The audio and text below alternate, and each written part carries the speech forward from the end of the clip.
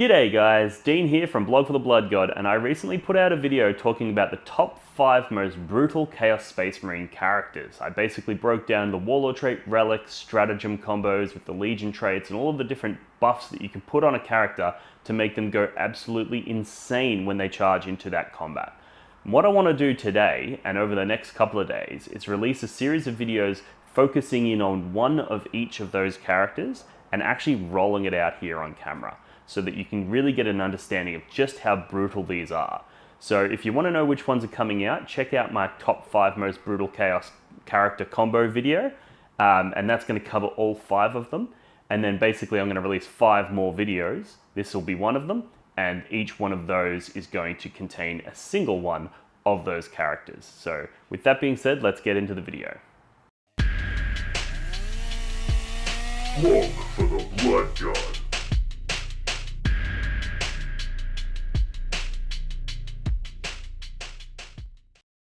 Alrighty, before we start this video, let's just do a quick recap by showing you a snippet from our previous episode on what this character actually does. And then once we've got a better understanding of which character we're talking about and what damage they do, we'll then roll it out on camera. So here's a clip from my previous episode on the top 5 most savage Chaos Space Marine characters.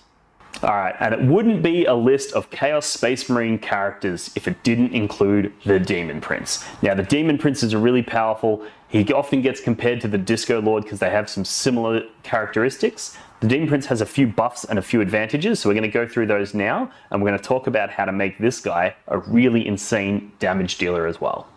Alright, I call him the Prince of Pestilence. Heretic Astartes Demon Prince. He is a red Corsairs. He's got the Golax the Decayed, and his Warlord trait is Hatred Incarnate. For war gear, we've given him wings and a Hellforged sword. His psychic power is Death Hex, and the Mark of Chaos is going to be Nurgle. Alright, so there's a few advantages straight out the gate here. We've got red Corsairs, which is going to give us the ability to advance and charge, and we've got wings on the Demon Prince, which means he's going to get a 12-inch move, then he can advance, and then he can charge. So it's going to allow him to jump over your opponent's lines, charge in, get real deep, and he's going to be able to get into the combats that he wants to get into when he wants to. Unlike the Disco Lord, he can be a little bit hard to move. He can get stuck on terrain. People can move block him by putting units in his way. You can't do any of that to the Demon Prince. If the Demon Prince has his eyes on a target, he's going to go get it. And being red Corsairs, being able to advance and charge, goes a long way to helping that. But let's talk about his Warlord Traits and Relics in a little bit more detail so you can get a true understanding of just how much damage this guy is going to do. Alright, so his Warlord Trait is Hatred Incarnate. Each time the Warlord fights, if it made a charge move or performed a heroic intervention this turn, until that fight is resolved, add 1 to the strength and attacks characteristic of the model, and each time he makes a melee attack, you can reroll that attack's hit roll. Alright, so basically we're going here for the extra strength isn't going to matter, and you're going to see why in a moment, but what we're really going here is extra attacks and the ability to reroll hits. Now, the Demon Prince is going to be hitting on 2s. However, if your opponent has something that reduces your ability to hit, they might have Trans Hitman, they might be casting a neg 1 to hit power on you or something like that. Being able to reroll those hits is really, really powerful. And if you get to a point where you're in a wanton slaughter, where you're getting exploding 6s, you may choose, given the situation, to roll everything, leave your 6s to the side and re-roll the lot, trying to fish for those 6s to try to get those exploding hits. But let's talk about why the extra strength from that Warlord trait isn't quite relevant and why fishing for those 6s are going to be so powerful. For his relic, we have given him the Golax the Decayed. So this is Nurgle model only, which is why we've given him the Mark of Nurgle. This weapon is now a relic, so we're choosing his sword. It's now a relic, which has got the demon weapon ability. And each time an attack is made with this demon weapon, if a hit is scored, that attack automatically wounds the target, and enemy models cannot use any rules to ignore the wounds they lose. Alright, so this is why the strength from that thing doesn't really matter, because this guy's going in and every hit is just automatically wounding. And being a Demon Prince sword, he's going to be AP 3 doing 3 damage. So he's going in, he's going to be doing a crazy amount of damage here, and getting all those extra attacks and the ability to reroll hits just increases the number of hits you score, which necessarily means you're going to get more wounds because those hits automatically convert to wounds. This is really powerful. But there's a few other things about this guy that make him unique. One of them is that he's a psyker, which means that he can go in there and smite something first and then hit it, so you're doing additional mortal wounds there. Or you can go in and cast a psychic action like Warp Ritual or Psychic Interrogation if you want to score victory points with this guy. Or you can use the psychic power that we've listed for him, which is Death Hex. So Death Hex, warp charge value of 8. If manifested, select one enemy unit within 12 inches of the Psyker. Until the start of your next psychic phase, models in that unit cannot use any of their invulnerable saves.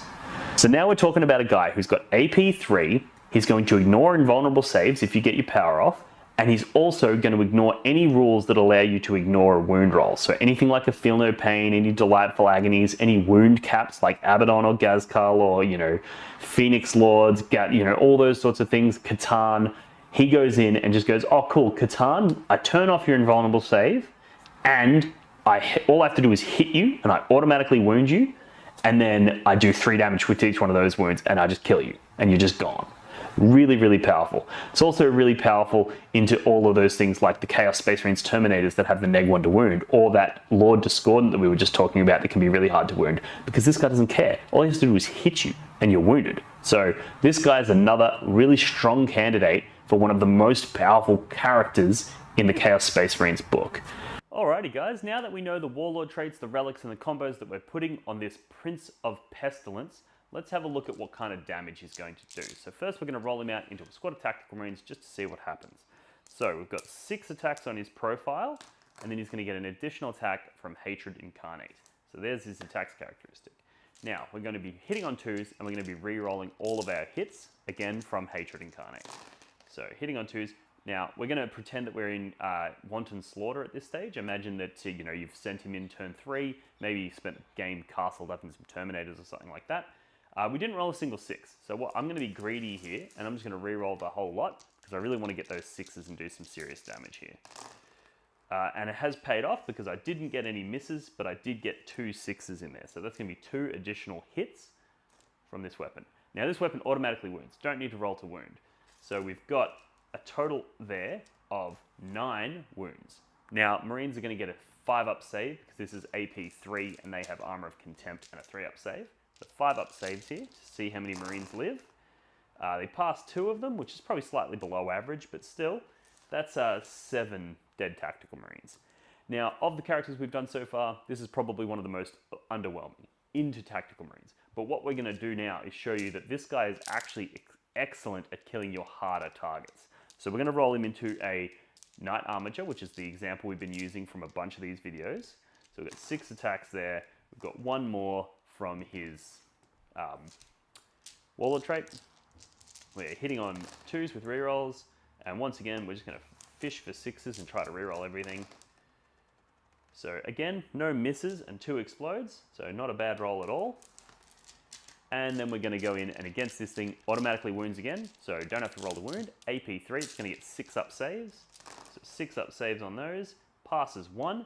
So it takes 1, 2, 3, 4, 5, 6, 7, 8, which is 24 damage. So he just goes in and that would have killed a big knight. This guy goes in and just donks those hard targets. So as you can see, this guy's an absolute beatstick as well in his own right. He's quite reliable, not needing to roll those wound rolls and getting rerolls to hit with lots of attacks just makes him a really powerful character that's going to punch hard, reliable, consistent damage. And also, on top of that, he can use things like Death Hex to remove the invulnerable saves from his targets, which gives him an edge over some of the other characters. So really powerful combo. Let me know what you guys think in the comments below, and I'll see you in the next one. Cheers. Alrighty guys, I hope you enjoyed that video. If you would like to see more of these style videos where I take a particular combo and roll it out live on camera to show you just how powerful it is, let me know, because this is something that I'm looking to build into my ongoing masterclass for the various legions. I want to find every single combo that's worth looking into, and I want to put it into these videos. So let me know what you think in the comments below. A huge thank you to my supporters on Patreon. You're the reason that I was able to get 2 cameras set up. I've been able to upgrade my equipment consistently through my own financial investment because you guys motivate me, you guys inspire me, and you guys make me believe that if I continue to do this, eventually I will be able to make this a full-time job, or at least a part-time job, and try and generate an actual community where we have sick content coming out regularly. So a huge thank you to my Patreon supporters. If you want to show your support, either head over to Patreon, that's the best place to go. We've got a Discord community there where we get a lot of good work done. We do one-on-one coaching, we talk lists and strategy and pairings and matchups, we talk it all. Or if you want to show your support by getting something back, you can purchase a shirt like what I'm wearing over on my Teespring site, links in the description, or you can purchase some neoprene objective markers, or I've got dice on the way as well. So whichever way you want to go, we've got you covered. And yeah, thanks for tuning in. I'll see you in the next one. Cheers. The Warhammer community suffers from some of the most prohibitively expensive essentials in the world, especially Australian content creators. Every single day, Dean wants to create content, but he can't. Suffering from old, worn-out brushes, expensive model kits, and costly software and equipment, he can't endure much longer. Just look at this dirty paint water. Would you drink this? Would you let your child? Even a small monthly donation can help provide Dean with clean paint water, basic tools for survival, and access to life-saving information and education. So please, follow the links in the description below and find out how you can sponsor a mad cunt like Dean today and end the suffering. Suffering that is cruel, unsustainable, and your fault.